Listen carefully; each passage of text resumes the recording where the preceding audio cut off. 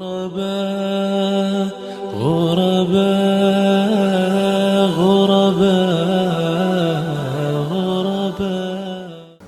Assalamualaikum warahmatullahi wabarakatuh. Bismillahirrahmanirrahim. Alhamdulillahi rabbil alamin. Wassalatu wassalamu ala sayyidina Muhammadin wa ala alihi wa ashabihi ajma'in, amma ba'd. Kaum muslimin yang dimuliakan Allah Subhanahu wa taala, kita lanjutkan kajian kita membahas hadis dalam kitab Riyadhus Shalihin. Kita masuk pada hadis nomor 18 bab kedua, yaitu babut taubah. Bab tentang taubat. Bismillahirrahmanirrahim. Wa an Abi Abdurrahman Abdullah ibn Umar ibn al-Khattab radhiyallahu anhuma anin Nabi sallallahu alaihi wasallam qala. Dari Abu Abdurrahman. Abu Abdurrahman berarti kunyah, ya. Siapa namanya? Abdullah bin Umar ibn al-Khattab, ya, putra dari Ibnu Umar, ya, putra dari Umar, ya, yang kadang-kadang disebut dalam beberapa riwayat atau dalam periwayatan sering disebut dengan panggilan Ibnu Umar saja. Tapi nama lengkapnya adalah Abdullah bin Umar. Kunyahnya Abu Abdurrahman. Radhiyallahu anhuma, ya, dikatakan radhiyallahu anhuma karena Abdullah bin Umar sahabat, bapaknya sendiri Umar bin Khattab adalah sahabat, maka dikatakan radhiyallahu anhuma. Semoga Allah meridhai keduanya. Anin Nabi sallallahu alaihi wasallam qala. Dari Nabi sallallahu alaihi wasallam beliau bersabda, innallaha azza wa jalla, sesungguhnya Allah azza wa jalla yaqbalu taubatal 'abdi, menerima taubatnya seorang hamba, malam yugharghir, selama nyawanya, selama ruhnya belum sampai kerongkongannya. Ya, jadi yugharghir di sini dari kata-kata gharghar. Gharghar itu ketika orang minum, maka dia airnya itu akan melalui saluran yang tempat dia akan turun airnya gitu ya, atau di kerongkongan lah ya. Ya, malam yugharghir. Malam yugharghir maksudnya selama nyawanya atau ruhnya belum sampai kerongkongan. Sebab ruh itu ditarik dari kaki keluar terus sampai ke atas kepala. Nah, itu ruh. Ya, makanya dikatakan apabila ruh dicabut, mata seseorang biasanya akan terbelalak, akan terbuka, karena ketika itu ruh sedang dicabut. Nah, selama ruh masih belum sampai kerongkongan, berarti taubat masih diterima. Kalau sudah sampai kerongkongan, maka taubatnya tidak diterima. Rawahu Tirmidzi wa qala, dan dia berkata haditsun hasanun. Hadis ini adalah hadis yang hasan. Hadis hasan termasuk hadis yang diterima, masuk dalam kategori hadis yang sahih. Baik. Pelajaran dari hadisnya apa? Secara individual, ya, jadi ini perkara yang sifatnya individual.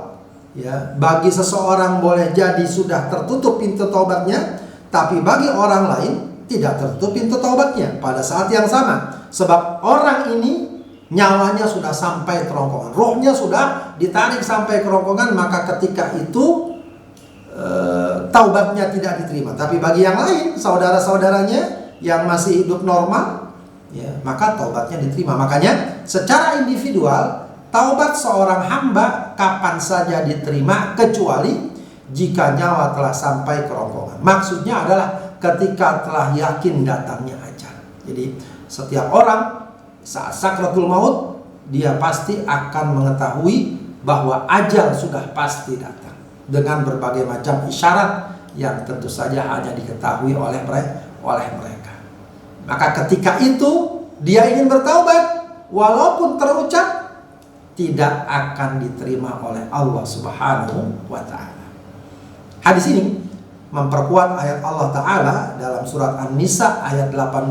Allah berfirman, walaisatit taubat, dan taubat tidaklah diterima oleh Allah, lilladzina ya'malunas sayyi'at, bagi mereka yang melakukan keburukan, kemaksiatan, dosa, kejahatan, hatta idza hadara ahadahumul maut, kapan? Ya, yaitu apabila datang ajal kepada salah seorang kepada mereka, di antara mereka, qala inni tubtul an, baru dia bilang apa? Aku benar-benar bertobat sekarang. Jadi udah datang kematian, maksudnya tanda-tanda yang nyata tentang kematian, ajal yang sudah di depan mata. Atau dalam hadis Rasulullah, ketika nyawa sudah sampai kerongkongan, lalu dia mengatakan, inni tubtul an, aku sekarang bertaubat. Maka Allah katakan, walaisatit taubah, ya, taubat ketika itu tidak diterima. Walalladzina yamutuna wa hum kuffar, dan juga tentu tidak diterima taubat bagi mereka yang meninggal saat mereka dalam keadaan kafir. Ulaika a'tadna lahum adzaban alima, maka bagi mereka kami siapkan azab yang pedih. Maka ini memperjelas salah satu sebab seseorang taubatnya tidak diterima ketika nyawanya sudah sampai kerongkongan. Dengan hadis sebelumnya yang menjelaskan bahwa Allah menerima taubat seorang hamba selama matahari belum terbit dari tempat terbenamnya, berarti ada dua perkara taubat atau pintu taubat tertutup. Pertama, datangnya hari kiamat yang ditandai dengan terbitnya matahari dari tempat terbenamnya. Ini sifatnya umum, siapapun ketika itu. Ketika itu siapapun yang bertobat, kalau matahari sudah terbit dari tempat terbenamnya tidak diterima. Yang kedua, ketika kematian sudah diyakini kedatangannya. Nah, ini sifatnya individual. Ya, bagi seseorang sudah tertutup itu taubat. Kenapa? Karena ketika itu ruhnya sudah sampai ke kerongkongannya. Dia sudah melihat dengan jelas tanda-tanda kematian, dan kematian itu akan tiba. Ketika itu dia tidak bisa bertobat kepada Allah. Atau kalaupun dia bertobat, taubatnya tidak diterima oleh Allah Subhanahu wa ta'ala. Nah, di luar itu, dengan makna sebelum matahari terbit dari tempat terbenamnya, sebelum nyawa sampai kerongkongan, maka taubat seorang hamba diterima oleh Allah Subhanahu wa ta'ala kapanpun, dimanapun, dalam kondisi bagaimanapun.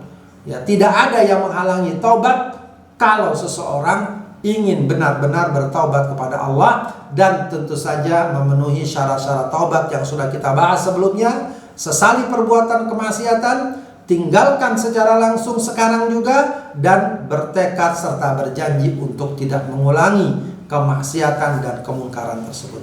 Hadis ini juga, para hadirin kaum muslimin yang dimuliakan Allah, memberikan satu pelajaran dan isyarat, jangan tunda-tunda taubat. Kenapa demikian? Sebab ya, kematian tidak ada orang yang mengetahui kapan dan di mana. Apalagi yang harus kita khawatirkan adalah mautul faja'ah, kematian tiba-tiba. Kematian yang boleh jadi siapapun, bahkan dia atau saudaranya atau temannya, sama sekali tidak menyangka kalau sesaat kemudian orang itu telah menemui ajalnya. Ketika itu dia tidak sempat lagi bertaubat, tidak sempat lagi minta ampun, dan seterusnya. Maka jangan kemudian dengan hadis ini seorang mengatakan, nanti sajalah kita bertaubat kalau sudah dekat kematian.